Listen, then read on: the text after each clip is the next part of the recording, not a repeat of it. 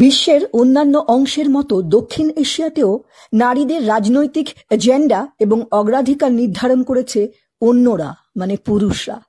রাজনীতিতে আরো বেশি বেশি করে মেয়েদের অংশগ্রহণ মানে শুধু তাদের সংখ্যায় বৃদ্ধি নয়, বরং তারা আরো কতটা গুরুত্বপূর্ণভাবে সেই কাজে সামিল হচ্ছেন, তাদের রাজনৈতিক লক্ষ্যগুলো কি কি এবং রাজনীতিতে যোগদানের ব্যাপারটা তাদের জন্য আরো কতটা সুগম হয়ে উঠেছে, সেগুলোই আমাদের বিবেচ্য বস্তু হওয়া উচিত।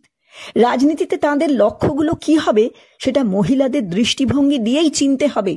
কোন বিষয়কে তারা অগ্রাধিকার দেবেন সেটা ঠিক করার অধিকার আর পছন্দও যেন তাদেরই হাতে থাকে, এবং এই গোটা ব্যাপারটা এমন হওয়া উচিত যাতে মহিলারা অংশগ্রহণে আরো স্বাচ্ছন্দ্য বোধ করেন, নিজেরাই এগিয়ে আসেন, কারো ঠেলা খেয়ে নয়, কোনো পুরুষ কর্তা ব্যক্তির এঁকে দেওয়া ছকে নয়।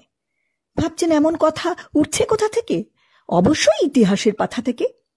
ভেবে দেখুন না, ইন্দিরা গান্ধী, সিরিমাভো বন্দরনায়কে, বেনাজির ভুট্টো, হাসিনা ওয়াজেদ, খালেদা জিয়া, আর কত নাম বলবো।